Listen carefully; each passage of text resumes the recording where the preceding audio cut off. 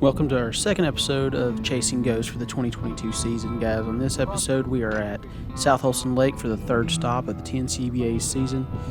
We went to Boone, didn't get to be there. I was on Norris while those guys were fishing. We had a postponement, so couldn't make it.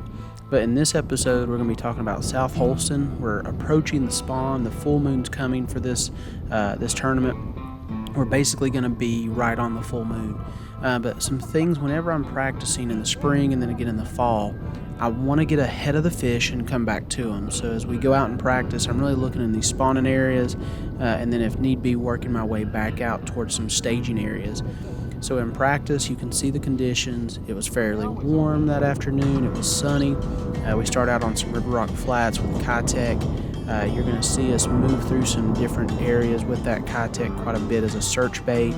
Going to pick up a long A, going to pick up a hard-bodied swim bait, the Jackal Gantia, and those types of baits are going to get us bit. They're going to show us where the fish are at, but we're looking for those fish to start locking on and get onto that green pumpkin worm. So again, the thought and mentality here going into this spring and going into this spawning time is I want to get ahead of the fish and then work my way back to them if I have to. So I'm going to try to cut them off, getting in the backs of these pockets or getting into these spawning areas, and then maybe working that bait a little bit deeper or working out towards those staging points, those secondary points that are out there. But again, start out, beat them to where they're going, and then work your way back to them.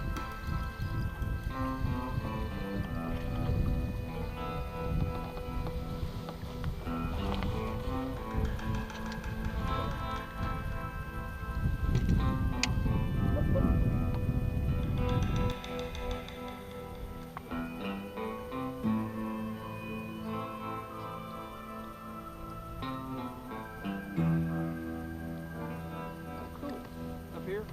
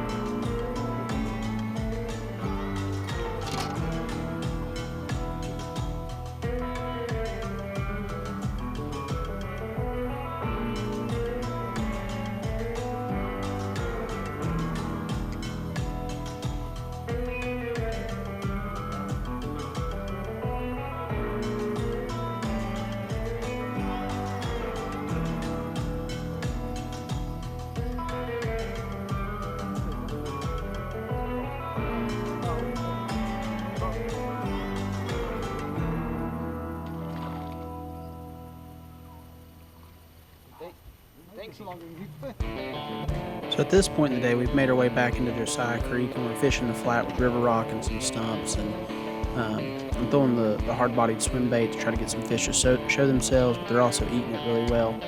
And we catch several fish through here, and we're going to end up starting in this spot.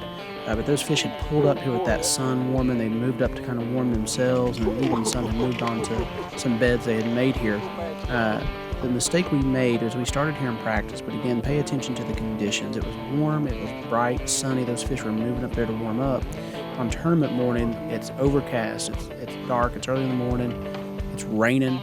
The water temperature had cooled off, and that's one thing you're going to find on these flats or these shallower areas is the fact that the water is going to change in temperature a lot quicker. So if you have a cold night like we did on Thursday night after this practice, which I really feel like slowed those fish down and really held those fish off and they didn't move up as quick, you need to change up what you're thinking. And my game plan should have been changed based on what I saw here going into the tournament day. I should not have started here. I should have come back later in the day for the tournament. But you see me and Dad here pointing one out that we saw him moving on the flat that was on a bed, and he catches it on the worm. But had a lot of fun here again, moving back into these spawning areas to see if they were there, and they were starting to move up. But again, that cold front on Thursday night really hit them right in the face. Now, one thing with my Kitech and stuff, during this practice time, since I'm fishing a little bit shallower, I went from what my normal 3/8 ounce head that I like to throw and lighten that up to a 1/4 ounce to allow me to fish these shallow areas more effectively, not get hung up as much. But then again, I could still work it out deeper if I wanted to. But again, these flats are really great areas to find these fish pulling up when it's getting warm. That sun's up and they're moving up there to warm themselves and warm those eggs up. So don't forget to move in on these river rock flats and look around these stumps. So the long A, the glide bait, those types of things are going to get them to show themselves. Even if they don't bite, you're going to know that they are there.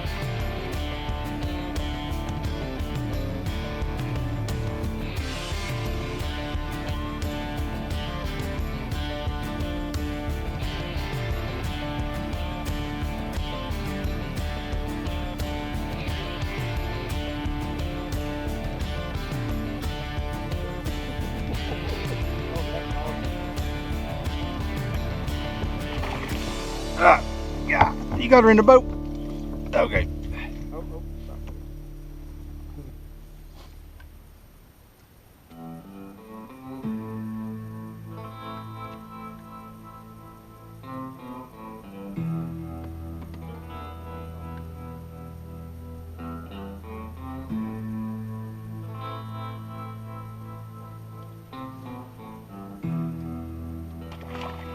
Whoa.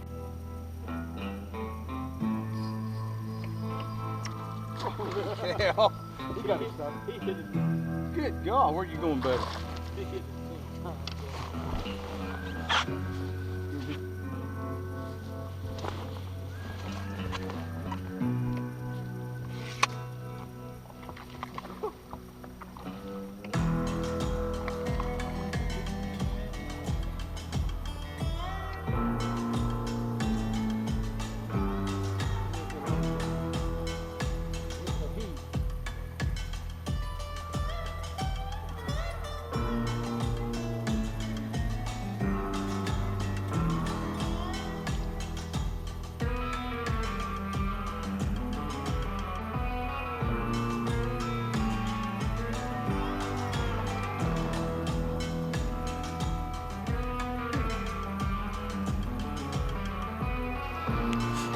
So as we get started on tournament day, again, the prediction is, and the hope is that worm bite's going to be on. Those smallmouth are going to be moved up onto the beds. And we start back here in Josiah Creek like I talked about. You can see the conditions very different. I pick up a drop shot with a green pumpkin worm on it, get our first bite, but reel back reels, it blows up, it's a mess, and I lose him. But after that, we had to change things up a little bit. We went to that Kitech and pulled off the bank a little bit. But one team that did find them on the worm was the Harveys. There's one. And again, working that worm really slow through these areas. They stayed in one area, one main bank all day long, where they caught their fish on the worm, and those fish had pulled up. And I really feel like the fish that they were catching on the worm had pulled up. They're on that Thursday, or maybe on that Friday, but they did it and committed before that really cold air, that cold night of Thursday night hit them. Now this fish here that I'm getting ready to catch should have given me a little bit of a clue. I was throwing a Kitech and had started to text on my phone and let that thing just pendulum out and just really kind of sit. And it was further off the bank out there, and this fish drilled it. Now if you go back and watch our recap show of the South Holston event, you'll know that the winners, the Winchesters, they found their fish schooled up out in the middle of these spawning pockets around bait. And this should have been a sign to me that those fish were pulled out there a little bit more. They were suspended. We also saw a guy just around the corner from this actually still throwing a floating fly. So it was kind of strange the way the fish were in these different setups. We caught them on a Kitech. We caught them on a long A. We later on caught them on a worm where they had moved up on the bank. But the Harveys themselves stuck with the worm, focused on it, and were able to put together a limit that finished them in second place with a little over 14 pounds. The Winchesters won fishing that pre-spawn pattern around bait with a little over 18 and a half. I think they might have had 18 3/4. Our third place team, the Crockett and Newland, finished in third with around 12 pounds, all in a long A. So these fish were moving up, and they were starting to push up there. Again, reading those conditions and paying attention to the nights leading up, things are going to change. We have that off day on Friday, so we go off of what we have on Thursday, or maybe what we practiced the week before. But you got to pay attention to those conditions and see how they're changing, and try to interpret how those fish are going to react to those conditions. Again, our fish that were up shallow, they had, I felt like, pulled back off somewhat. There were a lot of fish still in that pre-spawn because of that cold weather. They didn't push as hard up on the bank as I thought they were with the full moon. But again, read those conditions, be willing to make those little adjustments. And I know it can be hard whenever the hours are ticking by quickly. It seems like an 8-hour tournament flies by. But again, when it comes to the worm bite, you can see the Harveys here. Fish it slow, fish it methodically, move through there, That's a way better and fish. really cover your places. And then when it comes to that Kitech bite and that swim bait bite out there around those bait balls, you really just got to get out there and search. Again, those fish are moving through the water column, and they're busting through those bait balls and feeding up right before they move over onto those banks. So it was a day that really reminded me of making my adjustments, paying attention to those conditions. Now here in just a little bit for Dad and myself, you'll see that we move up shallow later with the worm and do get bit, and I do believe that more fish were starting to move up there towards the end of the day. But it really took just that weather starting to stabilize a little bit more to get those fish to move up. So takeaways from the event, again, a long A is a great search bait, especially if you get on some of those flats or even those spawning area, those steeper 45 banks where they spawn with that black slate. If you start to get those bites, slow down with that worm, that green pumpkin worm, and really just methodically approach those areas. And then the Kitech, again, keep them honest with the Kitech. Stay focused on where they might be set up around bait balls out there. Pay attention to your 2D sonar and your electronics. Maybe even go hunting for them and stuff. And then if you want to try to pull some of those big fish out there, at least to get them to show themselves, hop out there with a hard-bodied swim bait, get around some laydowns that they might be staging up on. But those are going to be your keys here in this pre-spawn to spawn time, is just making sure that you're adjusting with the fish, because they may move and they may change quick, and you got to keep up with them, guys, and you got to keep trying different things. So keep a close eye on the conditions, read those conditions, and help them use those to help you make decisions out there on the water.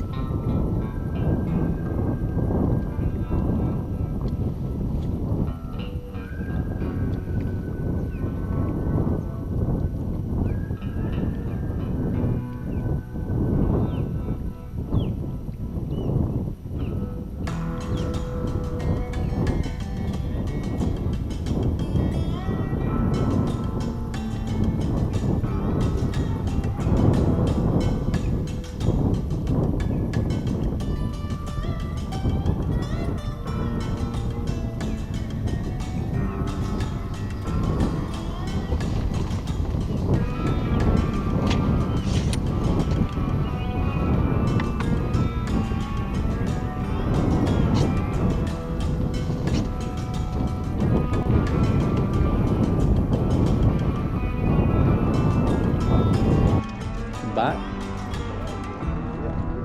Get it. Jeez. Yeah. That doesn't. Don't know. You never know. Oh, that's a better one. That is a better one. Give me a second. I hate it when they're under the boat because I can't do nothing about that. There we go. That's a helper. Yeah. That's a my helper. goodness, look at this hook. Yeah. Oh, I guess it's in there. Yeah, it's in the meat. That one fish I caught right here that I just sat and worked on forever. Good. This one might be hook deep because I didn't know I had one. Feels good. Feels good.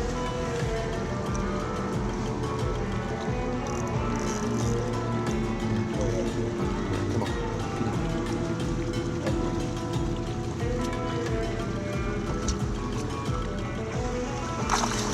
Oh no. Hold on for me. Come back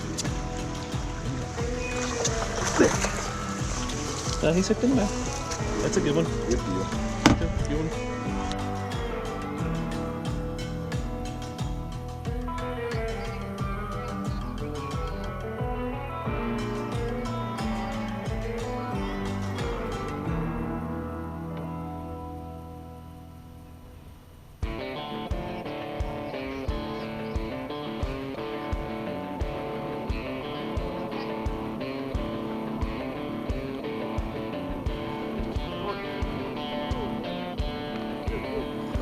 Do not split that bait. Do not split that bait. Woo.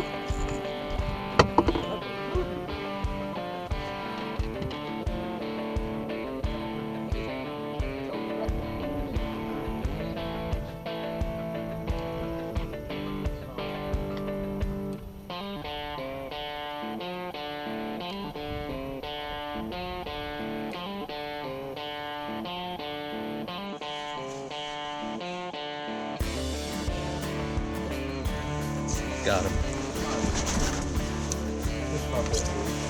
You don't know yet.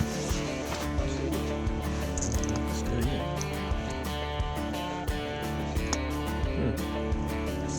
Look, I bet you.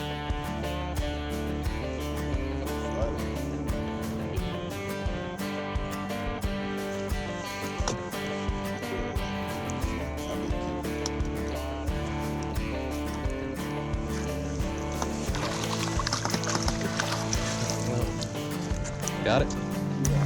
Good one? Yeah, I think so. Feels pretty good. Keep it down. Coming towards me now. Keep it. Oh, good one. Keep it around. He's fine. Good. Good.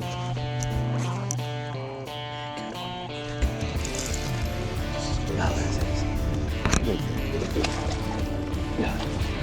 Not doing improvement. Well, It feels like an improvement.